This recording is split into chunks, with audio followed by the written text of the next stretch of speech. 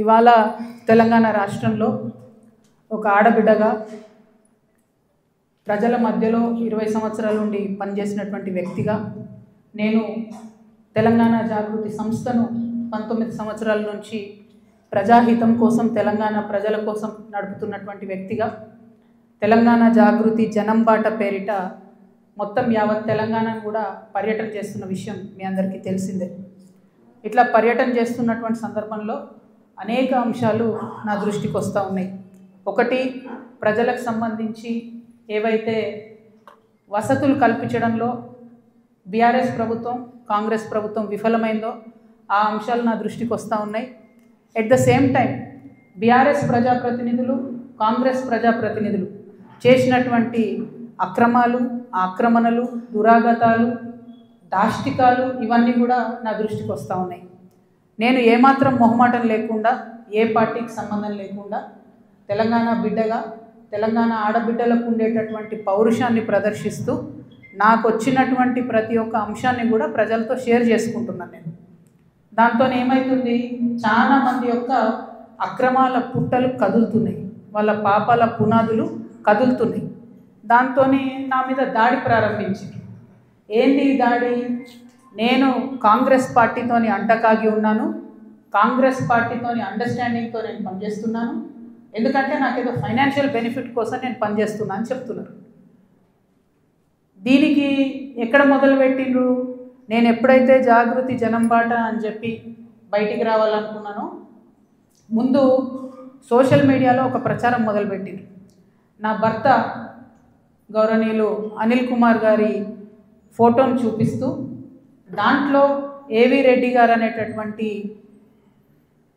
వ్యాపారవేత్త నా భర్త కలిసి ఏదో ల్యాండ్ లావాదేవీలు చేశారు, ఆ ల్యాండ్ లావాదేవీ వల్ల నాకేదో పెద్ద ఎత్తున ఫైనాన్షియల్ బెనిఫిట్ అయింది, అట్లా నాకు కాంగ్రెస్ పార్టీకి అవినాభావ సంబంధం ఉంది అనేటటువంటి అంశాన్ని ప్రజల మధ్య ప్రమోట్ చేసే ప్రయత్నం చేస్తున్నారు.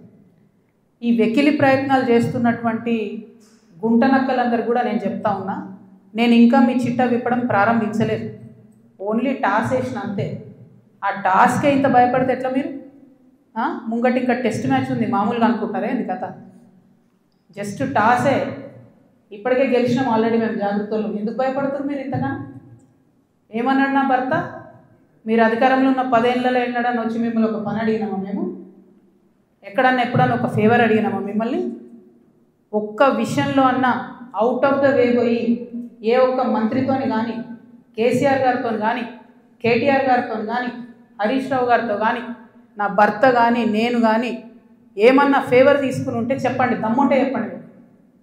ఊరుకుంటుంటే తమాషాలు చేస్తున్నారు. మీరు వెకిలి ప్రయత్నాలు మానుకోండి. నేను మీ మీద చేసినటువంటి ఆరోపణలకు మీకు దమ్ముంటే సిగ్గుంటే ప్రజాస్వామ్యంలో ప్రజల మధ్యలో ఉండాలనుకుంటే జవాబు చెప్పండి.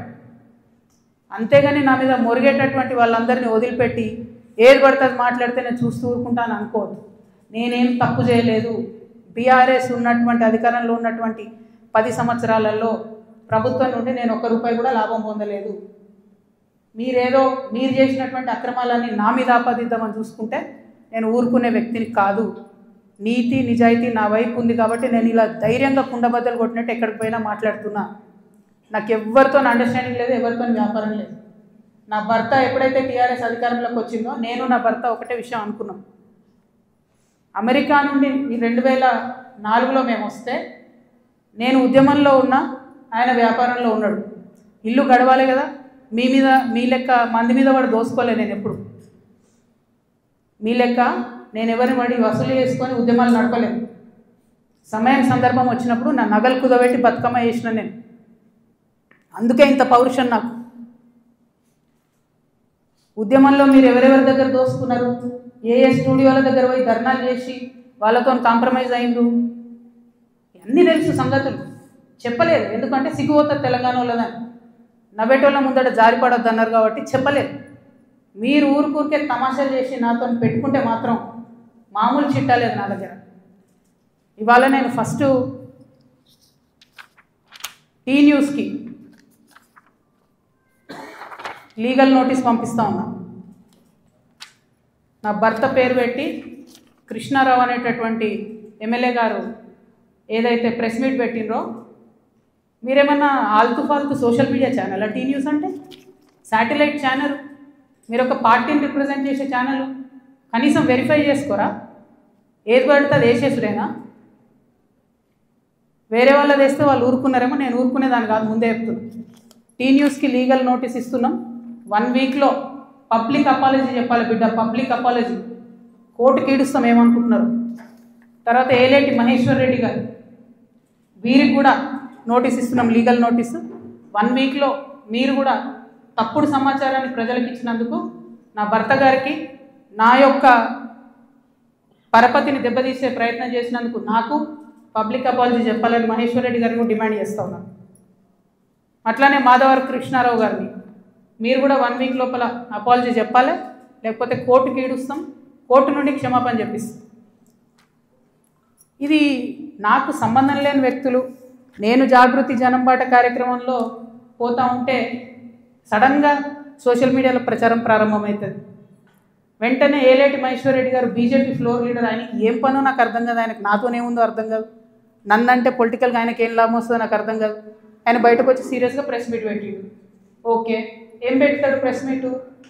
ఒక ఫోటో ఉన్న కాపీ తీసుకొని నా భర్తది, దాంట్లో ఏవి రెడ్డి గారి పేరు ఉంది, అది చూపించుకుంటే ఇగో వీళ్ళకి వ్యాపారాలు ఉన్నాయని చెప్తుంటాడు. అసలు ఆయనకి ఏం సంబంధం? అది ఉన్న పొలిటికల్ ఇష్యూవా? ఎందుకు మాట్లాడిండు? ఓకే, అంటే దీని వెనుక ఉన్న స్ట్రాటజీ చేసేసి తెలంగాణ ప్రజలు అర్థం చేసుకోవాలి. హరీష్ రావు గారు, బీఆర్ఎస్ పార్టీ ఏదైతే నా మీద దుష్ప్రచారం చేయాలనుకుంటున్నారో అది ఏలేటి మహేశ్వర్ రెడ్డి గారి నోటి నుండి వస్తుంది, బీఆర్ఎస్ పేడ్ సోషల్ మీడియా నోటి నుండి వస్తుంది, ఆ తర్వాత కృష్ణారావు గారు లాంటి ఎమ్మెల్యేల నోటి నుండి వస్తుంది. అంటే వీళ్ళందరూ ఒక స్ట్రాటజికల్గా ఏంటంటే ఆడపిల్ల బయట తిరుగుతుంది, ఈమెకు అన్ని విషయాలు అర్థమవుతున్నాయి, ప్రజలు వచ్చి చెప్పుకుంటున్నారు, బాధితులు వచ్చి చెప్పుకుంటున్నారు, ఈమె ఇంకా చెప్తే భయం అవుతుంది, మాకు ఇబ్బంది అవుతుంది అని చెప్తున్నారు. నేను మీలాగా పారిపోయే పిరికిపందని కాదు. మీరు ఏదైతే నా భర్త ఫోటో చూపించి మాట్లాడుతున్నారో ఆ ల్యాండ్కి సంబంధించి ప్రతి ఒక్క విషయాన్ని ఇవాళ నేను తీసుకొని వచ్చిన. ఇవాళ నేను ఎట్లా ట్రాన్స్పరెంట్గా క్లారిటీ ఇస్తున్నానో నేను చేసే ఆరోపణల మీద మీరు కూడా అట్లనే క్లారిటీ ఇవ్వాలని చెప్పి నేను డిమాండ్ చేస్తూ ఉన్నాను. ముందుగా మీరు ఏదైతే కాపీ చూపిస్తున్నారో మా హస్బెండ్ది ఏవి రెడ్డి గారిది ఉన్నటువంటిది, అది 2 సర్వే నంబర్లకు సంబంధించినటువంటి ల్యాండ్.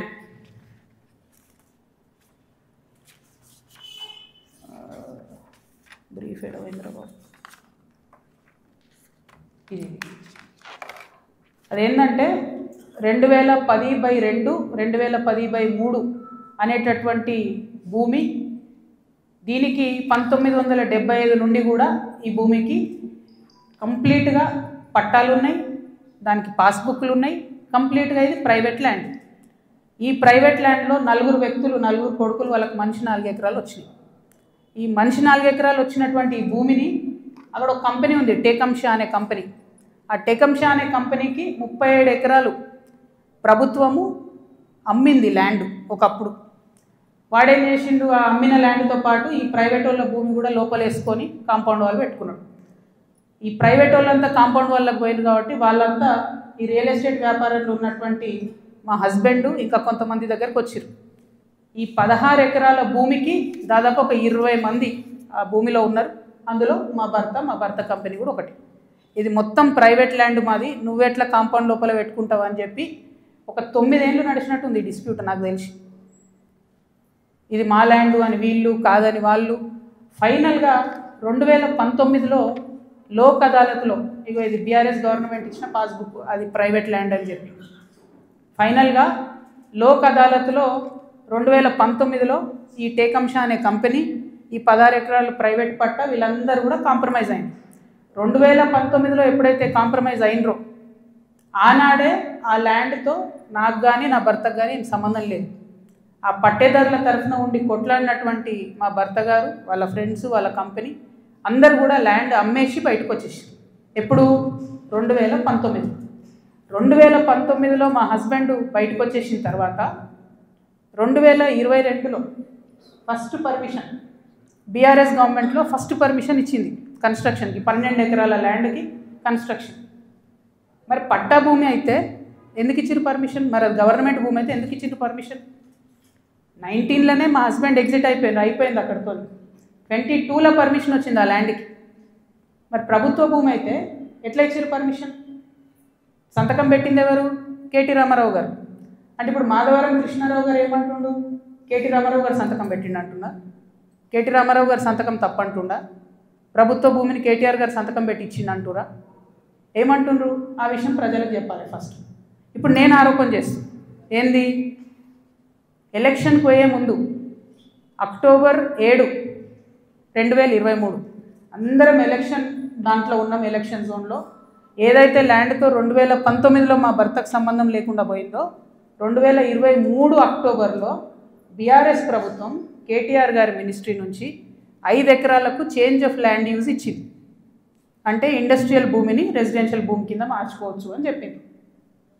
మరి ఇది ఎట్లా వచ్చింది? ఏంది ఇది? ఎందుకు ఇచ్చారు ఎలక్షన్ కన్నా 2 రోజుల ముందు?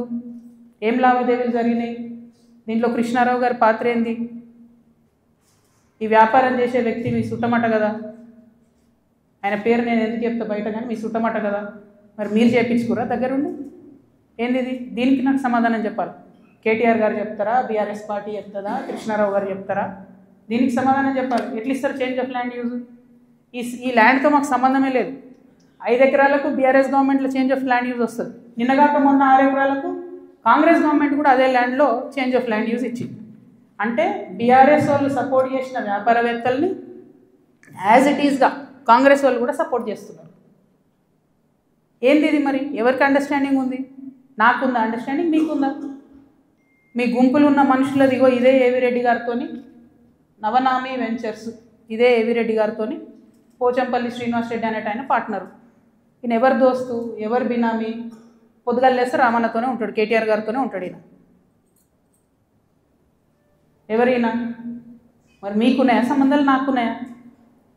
పందెం కోడ్ల కేసు ఉండే శ్రీనివాస్ రెడ్డి అనేట ఆయన మీద, ఏమైనా చేసిండ్రా?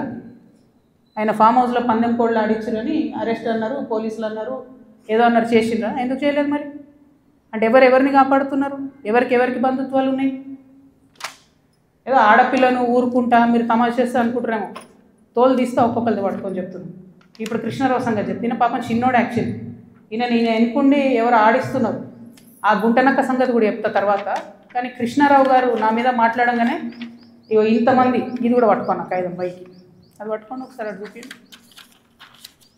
ఇంతమంది బాధితులు వాళ్ళంతా ఫోన్లు చేసి ఎకరాలు ఇన్ని ఉన్నాయి అక్క, దయచేసి మాట్లాడండి అక్క, నిన్నటి నుంచి ఫోన్. ఓ దగ్గర 16 ఎకరాలు, ఓ దగ్గర 400 ఎకరాలు, CS 14 ల్యాండ్స్, మామూలుగా లేదు. ఒక దగ్గర ఎంత ఘోరం అంటే ఆఖరికి హైడ్రా కూడా పోయి కూలగొట్టింది. ఇక ఇంకొకటి క్లియర్గా చెప్తా పట్టు, ప్రణీత్ కన్స్ట్రక్షన్ ఒకటి ఉంది. ఎంత ఘోరం అంటే ఇది, ఇంట్లో కృష్ణారావు గారి అబ్బాయి, నాకు అబ్బాయి పేరు చెప్పడం ఇష్టం లేదు ఎందుకంటే ఆయన పాలిటిక్స్లో లేడు కాబట్టి, కృష్ణారావు గారి కొడుకు ఆయన డైరెక్టర్గా ఉన్నప్పుడు ఈ 70 ఎకరాల వెంచర్, పెద్ద వెంచర్ 70 ఎకరాలు మీకు కనబడుతుంటుంది. మొత్తం విల్లాలు కట్టిరు, ఇది పట్టుకోలేదు, మొత్తం విల్లాలు కట్టిరు, అన్ని A to Z విల్లాలు కట్టిరు. ఇలా ఎన్ని అలిగేషన్స్ ఉన్నాయంటే, ఇక్కడ నేను ఎల్లో మార్క్ చేసిన రోడ్ మొత్తం గవర్నమెంట్ రోడ్, అది కబ్జా, అది లోపలనే ఉంటుంది, దాని చుట్టూ కాంపౌండ్ వాళ్ళు. ఇక్కడ అసైన్ ల్యాండ్స్ ఉన్నాయి, అది కబ్జా. ఈ మధ్యలో చెరువు ఉంది, ఈ చెరువు 10 ఎకరాలు ఉంది అని చెప్పి, 10 ఎకరాల చెరువు ఇది అని చెప్పి ప్రభుత్వం సర్టిఫికేట్ ఇచ్చింది. 2021లో ఇది అఫీషియల్గా రెరాకి ఇచ్చిన డాక్యుమెంట్. నేను మీలాగా ఆగమాగం ఎడ్డెడ్డి మాట్లాడా, దొంగ డాక్యుమెంట్లు చూసి అసలే మాట్లాడా. 2021లో మీ కంపెనీ నుండి మీరు రెరాకి ఇచ్చిన దాంట్లో మా వెంచర్ మధ్యలో ఉన్నటువంటి చెరువు 10 ఎకరాలని మీరు చెప్పారు. అయిపోయిందా?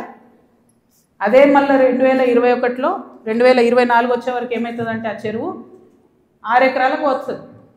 అంటే 4 ఎకరాలు ఎవరు మింగిన మధ్యలో, ఇది 6 ఎకరాలని మళ్ళీ అఫీషియల్గా ఇరిగేషన్ డిపార్ట్మెంట్ ఇచ్చింది. ఇప్పుడు ఇంకా ఘోరం ఏంటంటే, ఈ మొత్తం 71 ఎకరాల ఈ సామ్రాజ్యంలో చుట్టూ కాంపౌండ్ వాల్ కట్టింది. అంటే ఈ చెరువు యాక్సెస్ ఓన్లీ ఆ విల్లా వాళ్ళకు ఉంటుంది. యాక్చువల్లీ అది ఊరిది చెరువు, అంటే మీ అయ్యా జాగిరా, చెరువు లోపలేసుకొని చుట్టూ కాంపౌండ్ వాల్ పట్టుకుంటే ఆ ఊరు వాళ్ళు వాడుకోవద్దా చెరువును? హైడ్రాకి దమ్ముంటే రేవంత్ రెడ్డి గారికి కానీ గవర్నమెంట్లో ఉన్న వ్యక్తులకి ఈ వెంచర్తో సంబంధం లేకపోతే యాక్సెస్ ఓపెన్ చేయండి, దానికి ఓపెన్ చేయండి. చెరువు మధ్యలో ఉంటుంది, చుట్టూ విల్లా, ఎక్కడికక్కడ కేజీఎఫ్ సామ్రాజ్యాలు. ఇంకొక మాట చెప్పిండు కృష్ణారావు గారు, ఏందో 307 గాజుల రామారంలో నేను ఏందో కబ్జా పెట్టినా అని చెప్పిండు. అది కబ్జా పెట్టింది నువ్వు వివేకానందే కదా, వివేకానంద గారు కదా, కేపీ వివేకానంద. ఎవరిని పోయినా చెప్తారు ఆడ అడిగితే. నేను కూడా పోయి వచ్చిన మొన్న హైదరాబాద్ పోయి కూలిస్తే. CS14లో ఎట్లయితే నువ్వు చిన్న చిన్న పేద బిడ్డలని 80 గజాలు 100 గజాలకు ల్యాండ్ అమ్ముతున్నావో, దొంగ రిజిస్ట్రేషన్స్ ఆ కాగితాలు సృష్టించి, అట్లనే గాజుల రామారంలో కూడా అదే చేస్తున్నారు. 80 గజాలు 100 గజాలు పాపం వాళ్ళు కష్టపడి సంపాదించుకున్న డబ్బుతోని మీరు అమ్ముతున్నారు, దగ్గర ఉండవి మీరు అట్లా సెటిల్మెంట్స్ చేస్తున్నారు. ఇప్పుడు ఏమవుతుంది, సడన్గా హైడ్రాన్ మేము మాసంటోళ్ళం తిట్టగానే పోయి ఆడ పేదవాళ్ళ గుడిసెలు కూడా కొడతారు. మీకేం నష్టం అవుతుంది? ఆ పేదవాళ్ళ మీద కూడా మీరు ఏరుకుంటున్నారు పైసలు. అన్యాయం ఇది. 307 సర్వే నెంబర్తో నాకు సంబంధం లేదు. నా భర్త ఫోటో ఏదైతే చూపించారో దాని గురించి నేను ఇప్పటివరకు ఎక్స్ప్లెనేషన్ ఇచ్చిన. ఆ ఎక్స్ప్లెనేషన్తో పాటు కృష్ణారావు గారితో పాటు టీ న్యూస్ ఛానల్తో పాటు ఎలిమినేటి ఈయన పేరు మహేశ్వర్ రెడ్డి, అల్లేటి మహేశ్వర్ రెడ్డి గారికి కూడా లీగల్ నోటీసులు ఇస్తున్నాం. ఇంకా గమ్మత్ ఏంటంటే, ఇప్పుడు ఈ చెరువు దీని మధ్యలో ఉన్న చెరువు అని చెప్పిన కదా, ఆ చెరువు పేరు ఏంటి అంటే ఎండి ఉస్మాన్ కుంట. ఇక బీఆర్ఎస్ ప్రభుత్వంలో కేటీఆర్ గారి హయాంలో అద్భుతంగా ఏం జరిగిందంటే, బోల్డని చెరువులను ప్రైవేట్ బిల్డర్స్కి డెవలప్మెంట్కి అండ్ బ్యూటిఫికేషన్ కానీ ఇచ్చారు.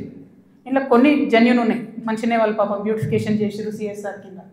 చాలా మటుకు ఎట్లున్నాయంటే, ఇప్పుడు ఈ ఎవరైతే ప్రణీత్ బిల్డర్స్ ఉన్నారో, ఆ ఫోటో పట్టు, ఆ మొత్తం 71 ఎకరాలు కట్టినటువంటి ప్రణీత్ బిల్డర్కే ఈ ఉస్మాన్ కుంట చెరువు డెవలప్మెంట్కి ఇచ్చారు. ఇస్తే ఆయన ఏం చేసిండు, దాన్ని డెవలప్ చేసి ఊరోళ్ళకి ఇవ్వకుండా డెవలప్ చేసి అందులో 4 ఎకరాలు మింగి, ఆ 4 ఎకరాలలో 8 విల్లాలు కట్టి చుట్టూ కాంపౌండ్ వాల్ పెట్టి జనంకి అవకాశం లేకుండా చేసారు. అంటే నీకు డెవలప్మెంట్ కనిస్తే నువ్వు మింగేసినావు. అందులో నీ కొడుకే డైరెక్టర్ ఉన్నాడు కృష్ణారావు గారు. మరి సమాధానం ఇప్పుడు చెప్పు, ఏం చెప్తావు నాకు అర్థం కాదు. ఏదో నిన్నటి నుంచి తమాషా చేస్తుండట, జాగృతలు దాడి చేస్తారు గీడి చేస్తారని. మాకు అట్లాంటి ఆలోచన ఏం లేదు. మేము మీ మీద దాడి చేసేంత పెద్ద వ్యక్తి మీరు కాదు. ఫస్ట్ థింగ్ వదిలేసేయండి, మీ మీద దాడి చేసే అవసరమే లేదు. మీ వెనుకో గుంటనక్క ఉంది చూసినావా, వాళ్ళని మాత్రం వదిలిపెట్టాం. ఆ గుంటనక్కకి చెప్తున్నాయి ఇప్పుడు వినమని. ఆ గుంటనక్క ఇంటుంటాడు, ప్రెస్ మీట్ నాకు తెలుసు. సియాట్ ల్యాండ్స్ ఉండే, దాన్ని తర్వాత ఏం చేసిండ్రు, సెయింట్ గోబెన్ అనే కంపెనీకి ఇచ్చిర్రు 70 ఎకరాలు. దాని తర్వాత ఏం చేసిర్రు, ఈ గుంటనక్క రికమెండ్ చేస్తే మన BRS government favourite builder Vasavi ఉన్నాడు కదా, ఆ వాసవి బిల్డర్కే ఇచ్చిర్రు. అయితే ఒక అధికారి దానిలో చాలా కీలక పాత్ర. ఆ అధికారి ఇప్పుడు ఈ గవర్నమెంట్లో కూడా కీలకంగా ఉన్నాడు. కానీ ఖచ్చితంగా ఆ సెయింట్ గోబెన్ ల్యాండ్కి సంబంధించి ఆ అధికారి పేరు, నేను చెప్పే గుంటనక్క గారి పేరు 2 కలిపి నేనే ఇస్తాను. విజిలెన్స్కి ఇస్తా, ఈడీకి ఇస్తా, CBIకి ఇస్తా. ఇక చూసుకోరు, ఏం చేసుకుంటారో వేసుకో. నేను మీలాగా ఫాల్తు అలిగేషన్స్ చేయను. నా భర్త ప్రైవేట్ ల్యాండ్లో వ్యాపారం చేసిండు. ఏ రియల్ ఎస్టేట్లో ఉన్న వ్యక్తి అయినా చేస్తాడు. మేమెన్నడూ ప్రభుత్వ భూమి జోలికి పోలేదు. ప్రభుత్వానికి ప్రజలకు నష్టమయ్యే 1 రూపాయి పని కూడా మేము చేయలేదు. మీరు అనవసరంగా లేనిపోయిన అలిగేషన్స్ నా మీద వేసి, ఈమె ఏదో జనం బాట పేరుతో జనంలో పోతుంది, ఈమెను డిస్టర్బ్ చేద్దాం, మైండ్ ఖరాబ్ చేద్దాం అనే ఆలోచనలు పెట్టుకుంటే మాత్రం నేను చూస్తూ ఊరుకోను. ఇవాళ జవాబు ఎందుకు ఇస్తున్నా అంటే, నేను మీలాగా వెన్ను చూపించి పారిపోయే వ్యక్తిని కాదు. నా మీద వచ్చిన అలిగేషన్కి అవుట్రైట్గా సమాధానం చెప్పే వ్యక్తిని. నా జాగృతి కార్యకర్తలందరికీ కూడా, తెలంగాణ ప్రజలందరికీ కూడా నేను క్లారిటీగా చెప్తున్నాను. 10 ఏళ్ళ బీఆర్ఎస్ పాలనలో నాకు ఏ దాంతో కూడా సంబంధం లేదు. నన్ను నిజామాబాద్ వరకు పరిమితం చేసిండ్రు. 5 ఏళ్ళే నేను యాక్చువల్గా ఉన్నది పవర్లో. ఆ 5 ఏళ్ళు ఎంపీగా ఉన్నప్పుడు ఢిల్లీ, నిజామాబాద్, హైదరాబాద్. నా మొత్తం ట్విట్టర్ చూసుకోండి, నా క్యాలెండర్ చూసుకోండి. ఇప్పుడు ఎట్లయితే జనం బాట పేరు పెట్టుకొని ప్రతిరోజు తిరుగుతున్నానో, అప్పుడు కూడా నేను మన ఊరు మన ఎంపీ పేరుతో నిరంతరం ప్రజల మధ్యలో ఉన్నా. పైరవేలు చేసుకోలే నేను ఎప్పుడు. నేను చాలా గర్వంగా ఫీల్ అయినా. నేను తెలంగాణ నుండి మొదటి ఎంపీగా పార్లమెంట్కి పోయినా.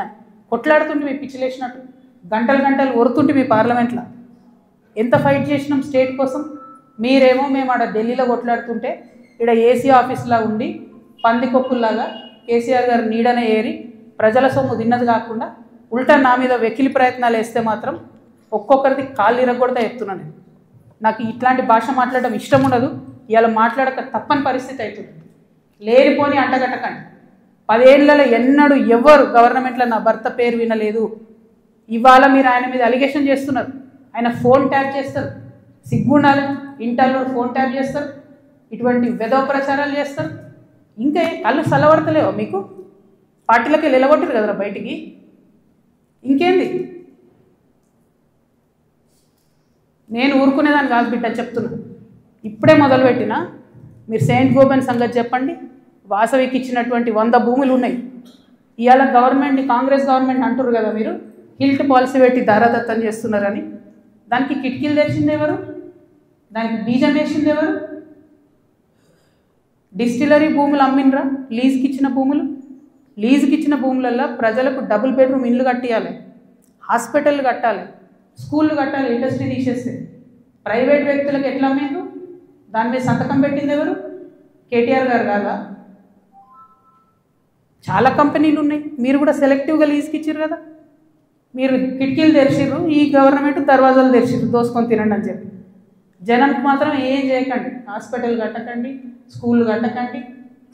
ఎవడన్నా నా సొంతోడు అడిగితే మా మీద ఉల్టా అలిగేషన్ ఇవ్వండి.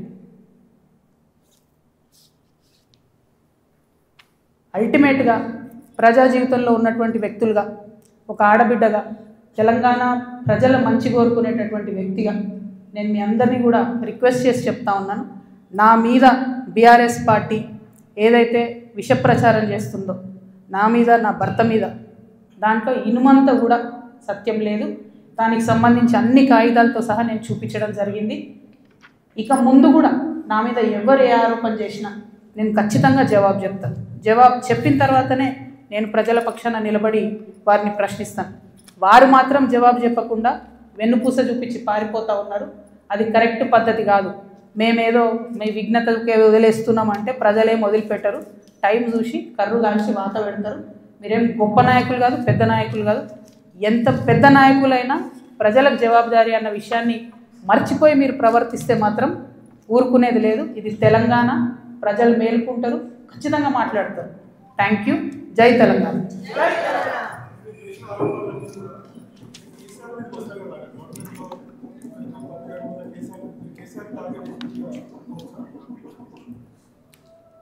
చూడు బ్రదర్, చాలా మిస్టేక్స్ జరిగినాయి బీఆర్ఎస్ గవర్నమెంట్లో. ఆ విషయాలన్నీ ఇప్పుడు నేను జనంబాటలో తిరుగుతుంటే ప్రజలు వచ్చి నాకు చెప్పేటటువంటి దాంతో, వాళ్ళు ఇస్తున్నటువంటి విజ్ఞప్తులతోనే అర్థమవుతుంది. నేను మళ్ళీ చెప్తున్నా, ఎంత పెద్ద నాయకుడైనా ప్రజలకే జవాబుదారు. 100కి 100% ప్రభుత్వం నుండి లీజుకి ఇచ్చినటువంటి ఇండస్ట్రియల్ ల్యాండ్స్ సెలెక్టివ్గా వ్యాపారవేత్తల కోసం బీఆర్ఎస్ గవర్నమెంట్లో సంతకాలు పెట్టి మరి ఆనాడే ప్రైవేట్ వ్యక్తులకు దారాదత్తం చేసి, ఆ సంతకాలు పెట్టింది ఎవరు, పెట్టించడం వెనుకుందెవరు, అది time has to decide. Congress government ఏంది, చాలా ఆరోపణలు చేస్తున్నారు. రేవంత్ రెడ్డి గారు అయితే చాలా ఏమంటారు, రేపు పొద్దుగాలనే నేను వీళ్ళందరినీ జైలు వేస్తా అన్నట్టు ఏదో బీఆర్ఎస్ అంతా అవినీతిమయమని చిత్రీకరించి వచ్చారు. ఆయన ఎక్కడ ఏం చేయట్లేదు. ఎందుకు చేయట్లేదు? బీఆర్ఎస్ వాళ్ళు వేసినటువంటి దొంగదారులను కాంగ్రెస్ రహదారులుగా మారుస్తుంది. వాళ్ళు ఎవరైతే ప్రైవేట్ వ్యక్తులకు ఇచ్చిరో మళ్ళీ అదే కంపెనీలతో వీళ్ళు అండర్స్టాండింగ్ పెట్టుకుంటారు, వాళ్ళతో మాట్లాడతారు. అంటే రేవంత్ రెడ్డి గారి పరిస్థితి ఇప్పుడు ఎట్లుందంటే, అప్పుడే కప్పం తిన్న పాము ఎట్లుంటుంది, కడుపు నిండింది, నేను సీఎం అయినా, అవినీతి అయితే నాకేంది, రాష్ట్రం ఎటు పోతే నాకేంది, వాగ్దానాలు ఎటు పోతే నాకేంది అని చెప్పి ఆయన సైలెంట్గా ఉన్నాడు. ఆయనకి ఈ బీఆర్ఎస్ పార్టీలో జరిగినటువంటి వ్యాపార లావాదేవీలకి అవుట్ రైట్గా సంబంధం ఉంది కాబట్టి వాళ్ళు సైలెంట్గా ఉంటారు. So let time decide. ఎప్పుడన్నా ఎవరైనా ఎంక్వైరీ చేస్తే డిసైడ్ అయితే చూద్దాం. ఏమీ కాకపోతే నాకెప్పుడో ఒకసారి టైం వస్తుందిగా. దేవుడు దయ ఉంటే నేను ముఖ్యమంత్రి అవుతా కదా ఒకనాడు. ఆనాడు మాత్రం 2014 నుండి 2014 తెలంగాణ వచ్చినప్పటి నుండి ఇప్పటి వరకు అన్ని అన్యాయాల మీద నేను మాత్రం ఆరాధిస్తాను. ఎందుకంటే ఎవరు వచ్చి బయటకు వచ్చి మాట్లాడినా వాళ్ళని దబాయించాలి, వాళ్ళ మీద ఒక కేసు వేయాలి, వాడిని ఏదో అనాలి, బురద జల్లాలి అని అంటే కుదరదు. నేను అట్లా ఊరుకునే వ్యక్తిని కాదు. నేను తప్పు చేస్తే నేను క్షమాపణ అడుగుతాను. నేను కోరిన క్షమాపణ జనం బాటలో ముందుకెళ్ళినప్పుడు. ఎందుకు కోరిన క్షమాపణ? నేను అదే గవర్నమెంట్లో ఉండి అమరవీరుల కుటుంబాల కోసం గట్టి కొట్లాడాల్సిందే అని నాకు మనసుకు అనిపించింది కాబట్టి నేను క్షమాపణ అడిగిన. ఉద్యమకారులను కేవలం నా ప్రాంతంలో చూసుకున్నా కానీ వేరే దగ్గర చూసుకోలేకపోయినా అనే ఉద్దేశంతో క్షమాపణ కోరిన. అట్లే చెప్తున్నా, నేను తప్పు చేస్తే ప్రజలకే చెప్తారే తప్పు చేసినారా భయ్ సారీ అని. నేను తప్పు చేయలే, అందుకే ధైర్యంగా చెప్తాను నేను తప్పు చేయలే. అయినా సరే నా మీద ఏదో బుర్ర చల్లాలి అంటే ఊరుకోను. భగవంతుడు నాకు అవకాశం ఇచ్చినప్పుడు మాత్రం అన్ని బండారాలు కూడా బయటికి తీస్తాను. నేనేడో టార్గెట్ చేసిన భయ్. ఇప్పుడు నేను నిన్ను కొడితే నువ్వు నన్ను కొట్టవా చెప్పు. వాళ్ళు నన్ను టార్గెట్ చేస్తే నేనేం చేయాలి మరి? నేను ఊరుకోవాలను? నేనైతే గాంధీ తాతను కాదు. నేను అస్సలే మంచిదని కాదు నేను చెప్తున్నాను. నేను కేసీఆర్ గారు అంతా ఓపిక నాకు లేదు. అస్సలే మంచిదని కాదు. నేను ఊరుకోను. నన్ను కొడితే 2 కొడతా ఉల్టా. ఎందుకంటే నా తప్పు లేకుండా కొడుతున్నారు, నా తప్పు లేకుండా మాట్లాడుతున్నారు. అది కరెక్ట్ కాదు కదా. ఏం రోగం చెప్పు, నేను ఏమంటున్నా? నేను జనంలో పోతున్నా, పిచ్చి లేచినట్టు పొద్దు నుండి రాత్రి వరకు ఎందుకు తిరుగుతున్నా నేను? ఐ వాంట్ టు అండర్స్టాండ్ ఏం జరిగింది. 10 ఏళ్ళు బీఆర్ఎస్లో, 2 ఏళ్ళు కాంగ్రెస్లో ఏం జరగలే. నిన్న పోయినాం, ఆ నల్ల నీళ్ళు అది ఎంత బాధ అనిపించింది చూస్తే. ట్యాప్లో డ్రైనేజ్ వాటర్ వస్తాయని ఇప్పటికి కూడా హైదరాబాద్ మహానగరంలో. ఇంకా అంత అందమైన నగరానికి కేటీఆర్ గారు నేను ఇట్లా చేసినా అని, ఇప్పుడు రేవంత్ రెడ్డి గారు గ్లోబల్ సమ్మిట్ పెట్టి నేను ఇట్లా చేసినా అని ఏం లాభం చెప్పు? ఆడబిడ్డలకు ఒక డెలివరీ హాస్పిటల్ ఉండదు, నల్లలో మోరు నీళ్ళు వస్తాయి. ఇదో మహానగరం, దీనికి సంతోషపడాలి. ఎవరొకరు అడగాలి కదా. అడిగితే కేసులు, అడిగితే లొల్లి, ఇంతే. ఏం భయపడేదాన్ని కాదు నేను. ముందుకే పోతా, వెనుకకైతే పోయేది లేదు. వస్తే లొల్లెందుకుంటుండేనే, వస్తే లొల్లెందుకుంటుండే? 5 ఏళ్ళు నన్ను ఓడగొట్టి ఇంట్లోనే కూర్చోబెట్టిరు కదా. వద్దంటే బలవంతంగా ఎమ్మెల్సీ ఇచ్చిర్రు. నేను అప్పటికి కూడా అడిగిన, నాకు ఎంపీ క్యాండిడేట్గా నన్ను డిక్లేర్ చేయండి, నేను ప్రజల మధ్యలో ఎక్కడైతే ఓడిపోయినా అక్కడే ప్రజల ప్రేమను గెలుచుకుంటా అని చెప్పిన. అవకాశం ఇవ్వలే నాకు, తిరగనీయలే. మా కాన్స్టిట్యున్సీలో కూడా ప్రతి ఎమ్మెల్యేను ఎవరో ఒకరు మేనేజ్ చేసుడు, వాళ్ళు నాకు ఎక్కడికక్కడ కాళ్ళల్లో కట్టెలు పెట్టుడు. కాన్స్టిట్యున్సీ నుంచి ఎవరైనా వచ్చి కలిస్తే బెదిరించుడు, నువ్వు ఎట్లా కలుస్తావు, అక్కతో నీకేం పని?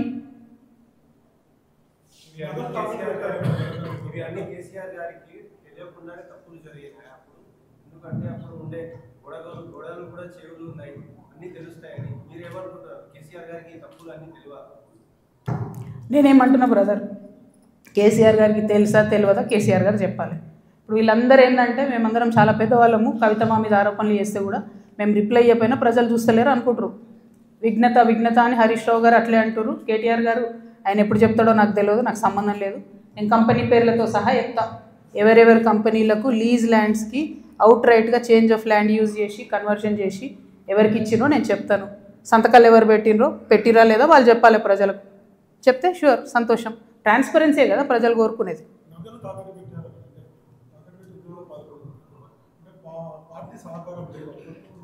నాకు ఎప్పుడు లేదు భయ్ పార్టీ సహకారం.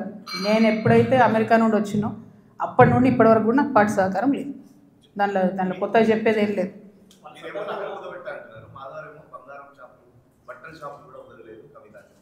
ఆయన పాపం ఆయన వాడుకుంటుర్రే, ఆయన ఎనుకో గుంటనక్కు ఉంది, ఆ గుంటనక్క ఆయన రెచ్చగొట్టి వాడుకుంటుంది. టైం వస్తే చెప్తా కదా.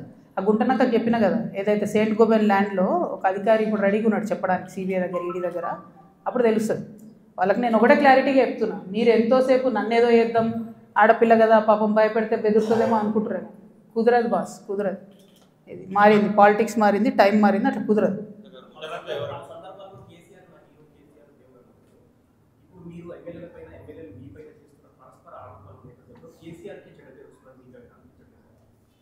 నేను ఒక మాట చెప్తాబా, మనది ఎట్లాంటి భూమి? భగవంతుడు రామచంద్రుడి కోసం కనా కష్టాలు పడి పాపం గుడి కడతాడు రామదాస్ అంటే. ఆయన తీసుకుపోయి నిజాం జైలు వేస్తాడు. ఆ జైలు వేసిన టైంలో కూడా రక్షించడానికి రాకపోతే ఏమంటాడు రామదాస్? ఏమంటాడు?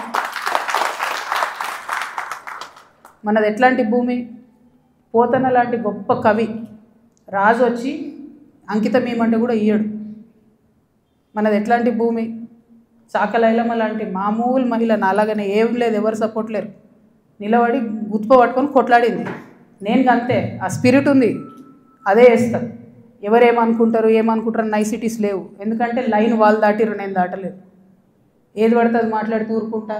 ఏమన్నాడే నా భర్త, మీరు ఎప్పుడన్నా నిన్నారా? అధికారంలో ఉన్న 10 ఏళ్ళు మీరంతా కూడా రిపోర్టర్లే కదా, ఎప్పుడన్నా నిన్నారా? ఆయన పేరు విన్నారా? ఏదైనా పైరవీలు విన్నారా? ఏం లేకుండా అది అన్యాయం కదా, టూ మచ్. ఊరుకోం, ఇంకా మస్తు అయిపోయింది. Thank you. జై తెలంగాణ.